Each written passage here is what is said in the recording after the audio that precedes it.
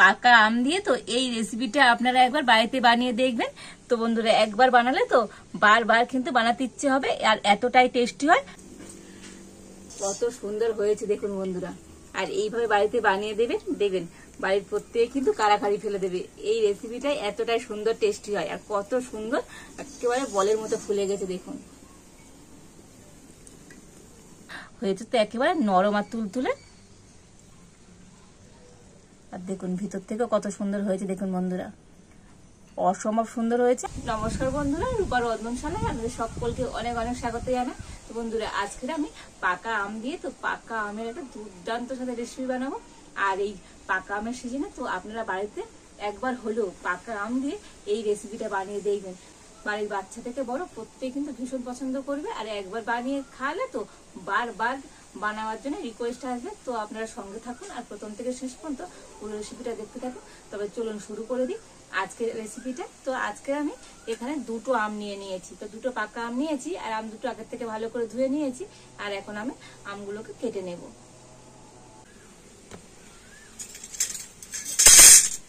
আর ছুরি দিয়ে এবার আমি আম দুটোকে কেটে নেব।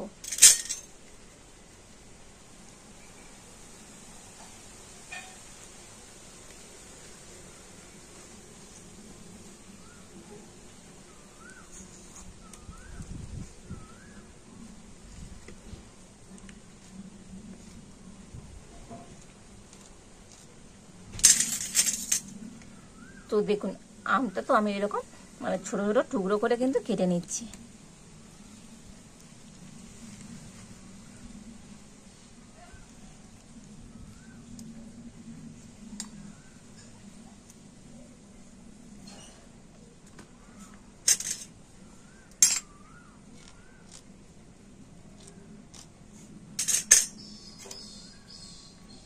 আর এই একইভাবে দুটো আম আমি কিন্তু এইরকম করে কেটে নেব। দুটো আম আমি ছোট ছোট টুকরো করে কেটে নিয়েছি, আর এবার একটা মিক্সি জার নিয়ে নিয়েছি। আর এখন আমি কেটে নিয়ে আমগুলোকে মিক্সি জারের মধ্যে ভরে নেব।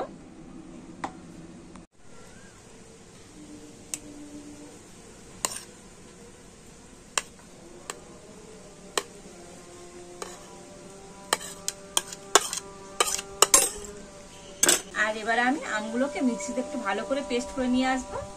তো দেখুন আমটা কিন্তু মিক্সিতে খুব ভালো করে আমি পেস্ট করে নিয়ে চলে এসেছি, আর এইরকম একদম কিন্তু পেস্ট করে নিতে হবে।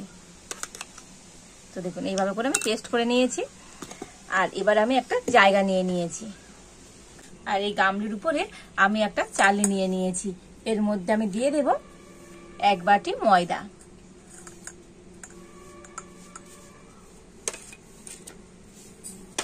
আর ওই একই বাটি মাপ করে দিয়ে দেব 1/2 বাটি সুজি,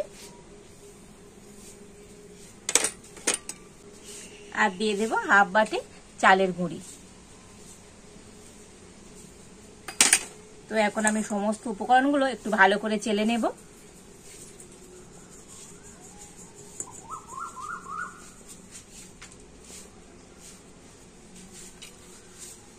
আর দিয়ে দেব ওই একই বাটির মাপ করে 1/2 বাটি চিনি। তো বন্ধুরা সমস্ত উপকরণগুলো কিন্তু আমি একটা বাটি মাপ করে নিয়েছি। তো আপনাদের কাছে এরকম বাটি কিংবা চায়ের কাপ মেপে তো আপনারা সমস্ত উপকরণ নিতে পারেন। আর দিয়ে দেবো অল্প একটু সামান্য পরিমাণ লবণ।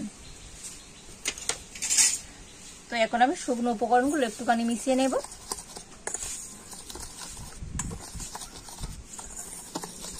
সমস্ত শুকনো উপকরণগুলো একটু মিশিয়ে নেবার পরে এর মধ্যে দিয়ে দেব গরম জল।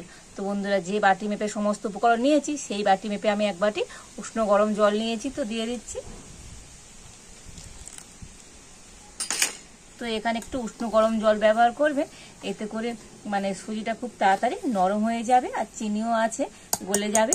তো বন্ধুরা একটু উষ্ণ গরম জল দিয়ে এটা একটু ভালো করে মিশিয়ে নেব। তবে আমি আরো 1 বাটি জল দিয়ে দিচ্ছি, মোট এখানে আমি 2 বাটি জল দিয়ে দিলাম। তো 2 বাটি জল দিয়ে আর এই ব্যাটারটা একটু ভালো করে আমি মিশিয়ে নেব। কি বলুন তো বন্ধুরা, এখানে তো সুজি আছে, তো সেই জন্য একটু উষ্ণ গরম জল দিলে তো সুজিটা কিন্তু খুব তাড়াতাড়ি নরম হয়ে যাবে।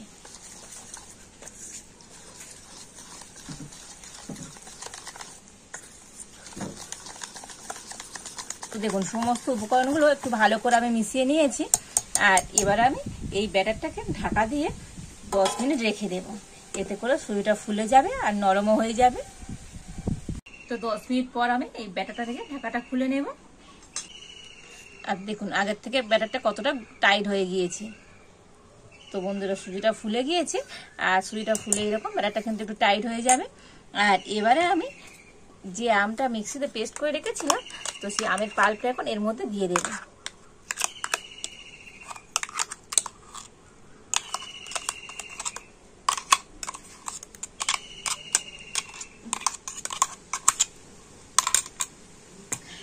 তো আমের পাল্পটা দিয়ে ব্যাটারটা কিন্তু আবারও খুব ভালো করে আমি ফেটিয়ে নেব।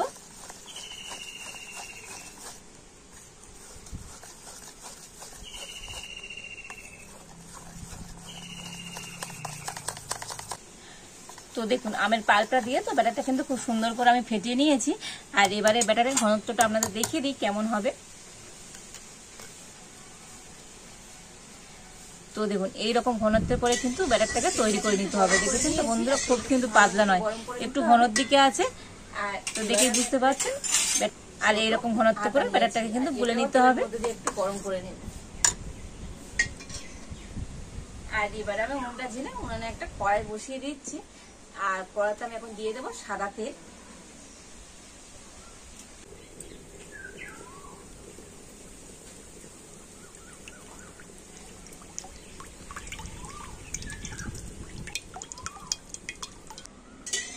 তেলটা কিন্তু গরম করে নিয়েছি, আর তেলটা একটু ভালো মতো গরম করে নিতে হবে। আর এবার আমি একটা ছোট হাতা নিয়েছি, আর এটাও তেলের মধ্যে দিয়ে একটু গরম করে নেব।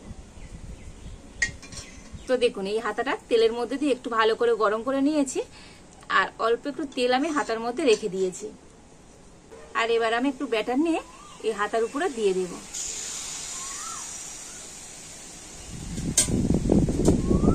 এবার এটাকে আমি তেলের মধ্যে এভাবে ডুবিয়ে দেব। তো দেখুন গরম তেলের মধ্যে তো হাতাটা নিয়ে এইভাবে করলে এটা খুব সুন্দরভাবে ফুলে যাবে। দেখেছেন তো বন্ধুরা কত সুন্দরভাবে এটা ফুলে গেল।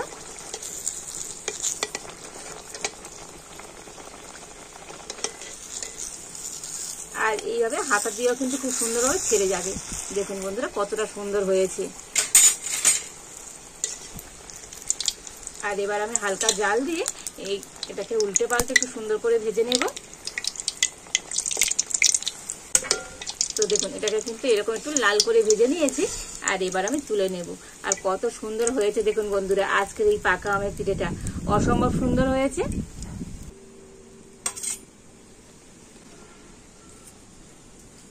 আবার আমি হাতাটা তেলের মধ্যে দিয়ে একটুখানি গরম করে নিয়েছি। আর আবার আমি এই হাতার মধ্যে ব্যাটার দিয়ে দিচ্ছি।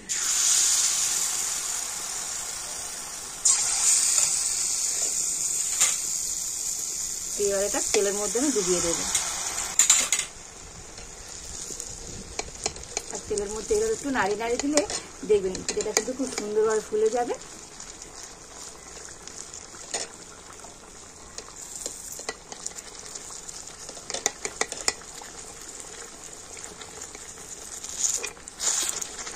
আর দেখুন কত সুন্দর হাতা থেকে ছেড়ে গেল।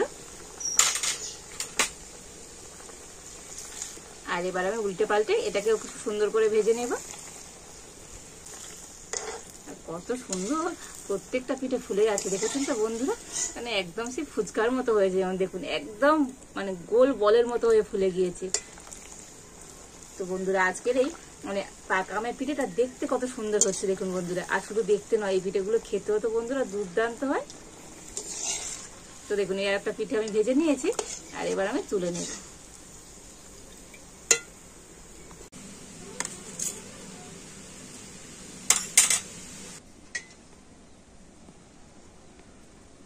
আর ওই একইভাবে সমস্ত আমের পিঠেগুলো আমি ভেজে নেব।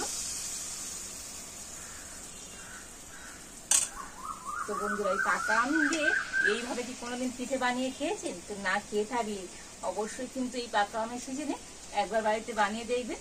তো বন্ধুরা বাড়িতে তো প্রত্যেক কিন্তু কাড়াকাড়ি করে খাবে, এতটা এর টেস্ট হয় খেতে। আর এইভাবে আমি সমস্ত পাকা আমের পিঠেগুলো তৈরি করে নেব। একেবারে বলের মতো ফুলে গেছে দেখুন। তো দেখুন এই সমস্ত আমের পিঠেগুলো আমি ভেজে নিয়েছি, আর কত সুন্দর দেখতে হয়েছে দেখুন বন্ধুরা। আর দেখুন বন্ধুরা, সমস্ত আমের পিঠেগুলো আমি একটা প্লেটের মধ্যে খুব সুন্দর করে সাজিয়ে নিয়েছি। আর আজকের এই পাকা আমের পিঠেগুলো কতটা সুন্দর হয়েছে দেখুন বন্ধুরা। প্রত্যেকটা পিঠে একেবারে বলের মতো ফুলে গিয়েছে, দেখতে কত সুন্দর। আর দেখতে শুধু নয়, খেতেও তো বন্ধুরা অসম্ভব সুন্দর হয়।